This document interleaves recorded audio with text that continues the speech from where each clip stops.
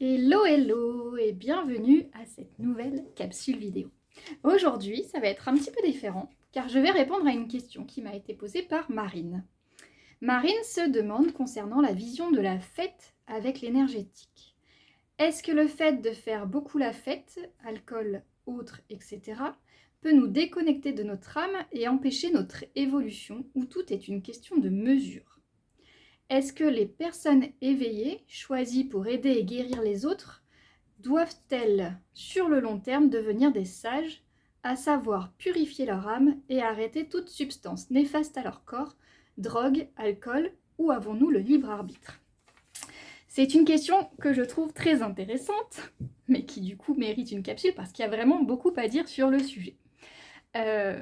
Déjà, il faut savoir que je n'ai pas un avis figé.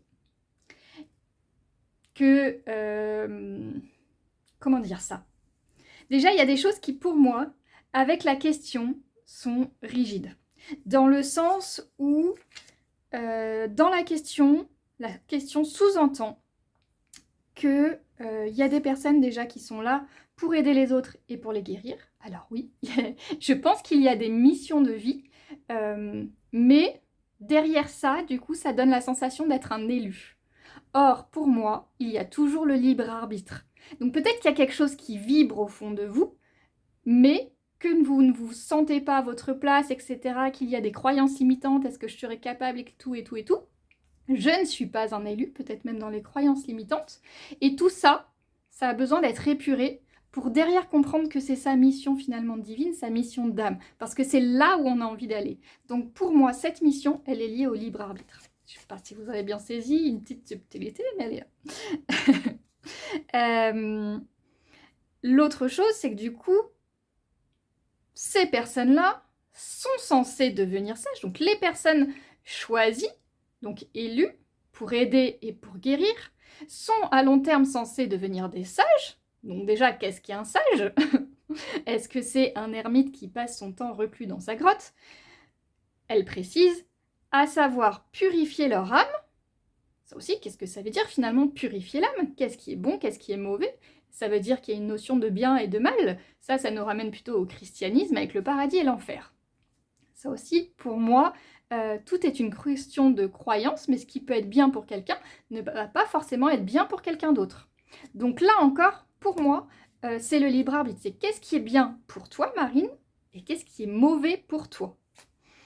Donc, sur le long terme, devenir des sages, à savoir purifier leur âme et arrêter toute substance néfaste à leur corps, drogue, alcool, ou avons-nous le libre arbitre.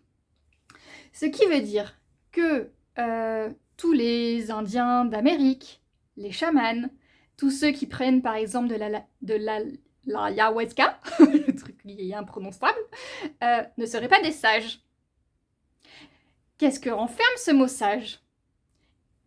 Pour moi, déjà, la question est dénuée de sens. Alors, c'est pas un jugement, c'est pas un reproche, mais il y a quelque chose qui ne va pas dans cette question, parce que pour moi, quoi qu'il arrive, on a toujours le choix. Déjà d'une, et de deux, ce n'est pas parce qu'on prend de la drogue ou qu'on boit de l'alcool qu'on ne peut pas être sage.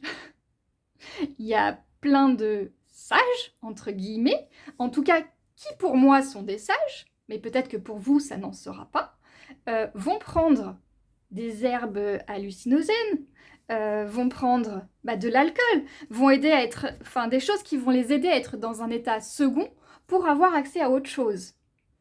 Peut-être que d'autres ne passeront pas par ça, mais utiliseront des choses qui vont les mettre en transe, comme le tambour chamanique. Pour autant, si la conséquence est la même, qu'ils arrivent au même résultat, pourquoi est-ce que ce serait mauvais? Ce que je comprends du coup dans la question, c'était surtout la première partie qui, pour moi, finalement fait plus sens.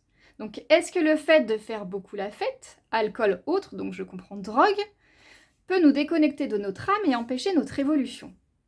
Et si on le prenait dans un sens différent, et on se demandait, est-ce que le fait de faire beaucoup la fête, de boire de l'alcool et de prendre de la drogue, peut-être même à outrance, ne ferait-il pas partie de notre chemin d'évolution?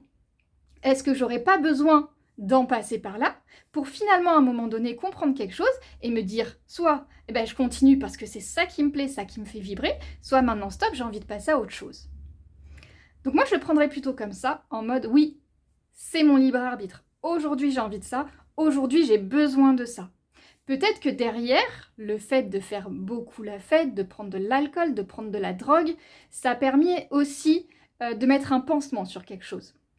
Aujourd'hui, je ne sais pas quoi faire de ma vie, je ne me sens pas à ma place. Et du coup, vu qu'il y a ce problème un petit peu d'identité, problème identitaire, problème de trouver une finalité au sens de sa vie, je vais aller me reclure là-dedans, dans ce truc où finalement, je vais un petit peu me déconnecter. Parce que prendre de la drogue et prendre de l'alcool, si c'est à outrance, encore une fois, ça peut... Enfin, ça peut, c'est pas ça peut c'est que ça va apporter une détente, un bien-être, mais du coup une confusion aussi dans le cerveau. Puisque l'objectif, c'est de sortir du réel de sa vie actuelle pour être dans un état second. Donc se demander surtout, mais qu'est-ce qu'il y a derrière? Est-ce que j'ai pas la peur finalement d'aller me révéler? Est-ce que je m'ennuie pas dans ma vie? Est-ce que j'aurais pas besoin d'autre chose? Et voir si du coup, tu es vraiment OK avec ça. Et que te dit ton libre arbitre? Tu continues, tu poursuis ou tu fais autre chose? Est-ce que l'alcool et la drogue nous déconnectent de notre âme?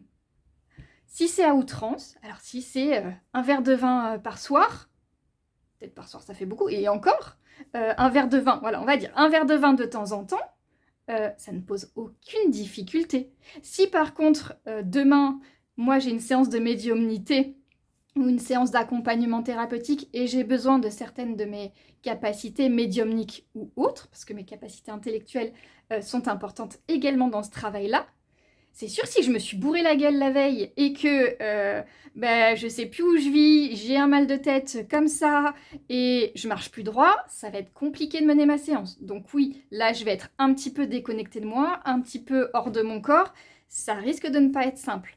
Donc si on a ce rythme-là de boire beaucoup d'alcool, de prendre beaucoup de drogue, pas de manière ponctuelle, mais sur la durée, si c'est un petit peu tout le temps, et que le corps n'a pas le temps du coup de se régénérer finalement, ça peut te mettre un petit peu, l'expression est à côté de ses pompes. Donc ton âme va être un petit peu finalement à côté de son corps. Mais tout dépend de ton objectif de vie. Si tu n'as pas besoin de tes capacités intellectuelles et médiumniques par exemple, fais si c'est ce qui te fait du bien. Donc je vais pas avoir vraiment de conseils à donner. Pour moi, il y a effectivement le libre arbitre. Maintenant, si ton chemin est d'utiliser cette médiumnité-là, je t'invite effectivement un petit peu à réduire le rythme. Parce qu'en plus, ça peut te créer de la confusion, un brouillard mental. Ça va en plus aller jouer sur certains de tes organes, et notamment le foie, peut-être un petit peu aussi la vessie et d'autres organes. Et du coup, ça va amplifier ce brouillard-là et amenuiser un petit peu tes capacités spirituelles, médiumniques, si tu en as. Tout le monde en a, si elles ont été éveillées déjà, ces capacités-là. Mais du coup, voilà, c'est surtout par rapport à la première question, parce que la deuxième, est-ce que les personnes éveillées, donc déjà, qu'est-ce qu'une personne éveillée, choisie pour aider et guérir les autres? Donc ça veut dire qu'il y a cette notion où elles ont été élues qui me dérange.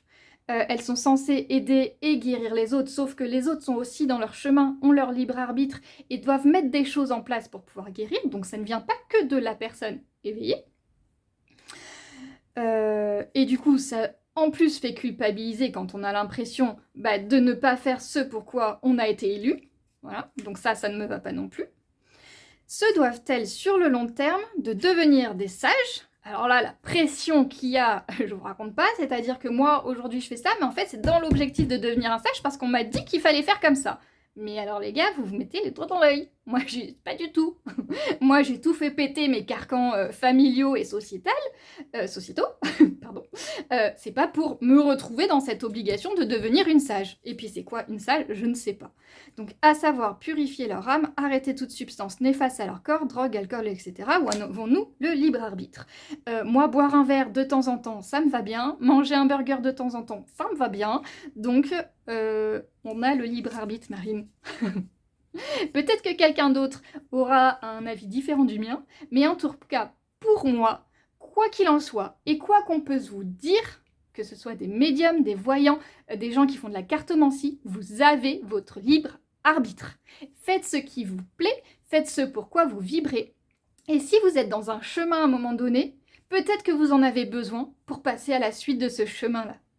Voilà, c'était la minute capsule vidéo en réponse à Marine. Et je vous dis à bientôt pour une nouvelle capsule.